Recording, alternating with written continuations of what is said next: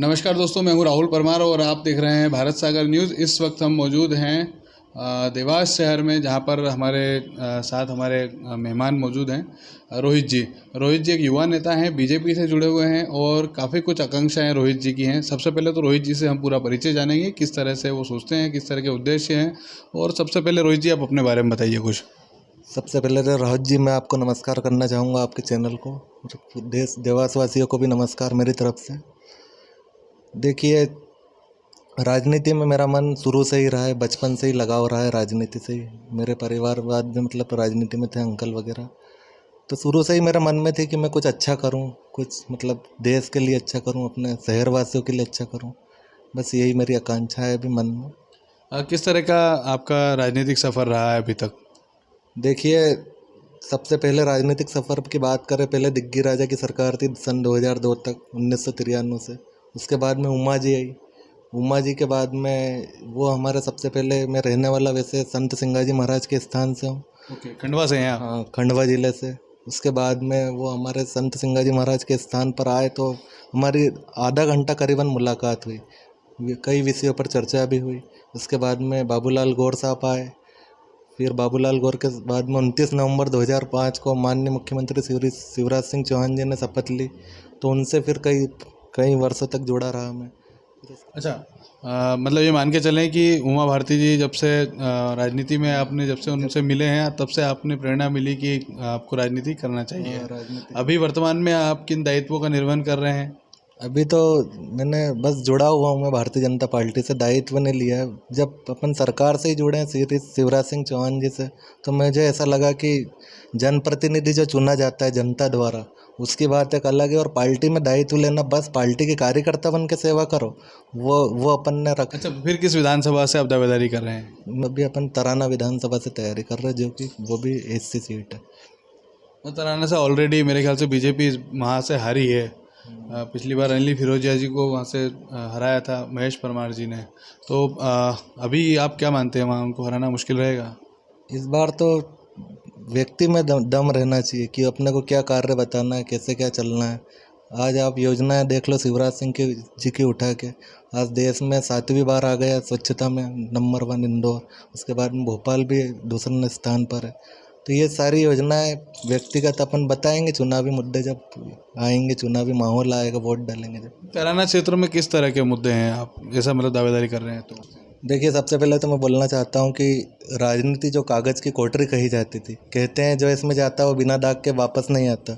राजनीति एक ऐसी चीज़ है, कदम कदम पर फिसलने का खतरा रहता है। कई बार तो लोगों खुद फिसल जाते हैं, कई बार फिसलाने वाले बहुत आ जाते हैं।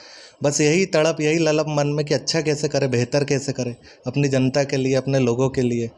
एक बार श्री कृष्ण से अर्जुन ने पूछा कि सात्विक कार्यकर्ता किसको बोलते हैं, तो भगवान श्री कृष्ण ने उत्तर दिया, मुक्त समगो अनमवादी धृति उत्साह समन्विता कर्ता सात्विक उच्चते।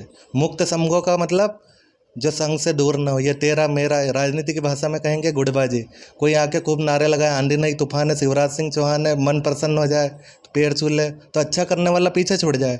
इसको बोलते हैं मुक्त समगो, सम दृष्टि से सबको देखने वाला है मुक्त समगो। अनमवादी, अहंकार नहीं हो। अगर अहंकार आ गया तो फिर आप सेवा नहीं कर सकते।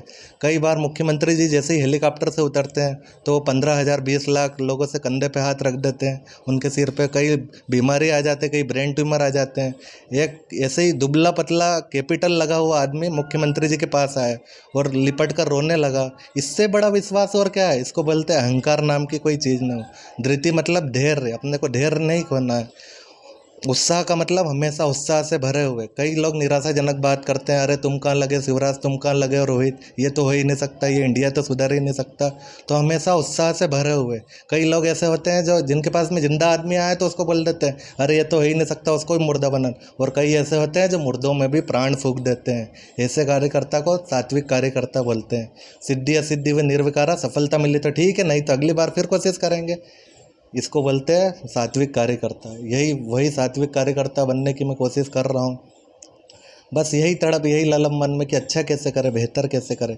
अरे अपने लिए तो सब जीते हैं, कीट पतंगे भी जीते हैं, पशु पक्षी भी जीते हैं। अरे अपने लिए जिए तो क्या जिए, अरे जीते तो वास्तव में वो लोग हैं जो देश और दुनिया को जीने के लिए काम करते हैं। उनकी ज़िंदगी है। अगर वो छोटा सा अंश अगर हम अपने अंदर ले लें तो मानव जीवन धन्य हो जाएगा। कहते हैं मानव जीवन का अंतिम लक्ष्य है परमात्मा की प्राप्ति। तो भगवान कैसे मिले? 3 रास्ते बताए हमारे संतों ने, महर्षियों ने। 3 रास्ते। एक रास्ता ज्ञान मार्ग, जैसे हमारे बागेश्वर धाम पंडित मिश्रा जी जो ज्ञान तत्व, जो सही ज्ञान है वो तत्व ज्ञान देने का काम करते हैं, उसको हम ज्ञान मार्ग बोलते हैं। दूसरा मार्ग हो गया भक्ति मार्ग। भक्ति मार्ग जैसे भगवान की भक्ति में दीवाने होते हैं, जैसे भक्त बजरंग थे। एक बार कहते हैं श्री रामचंद्र जी का दरबार लगा था, मैया सीता, भैया लक्ष्मण, भरत, अंगद, नल, जामवंत सब डटे थे। तो उसमें से भी पुत्रों में से भी एक पवन पुत्र जी का नाम हनुमान जी है।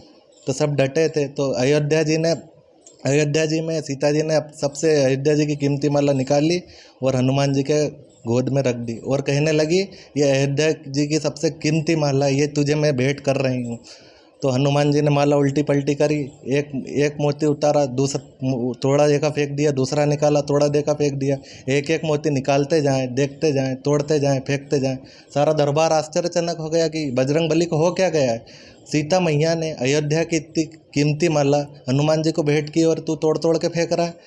सभी दरबार हैरान हो गया। तो हनुमान जी फिर मुस्कुराए, कहने लगे मैया तुम भी झूठ बोलती हो?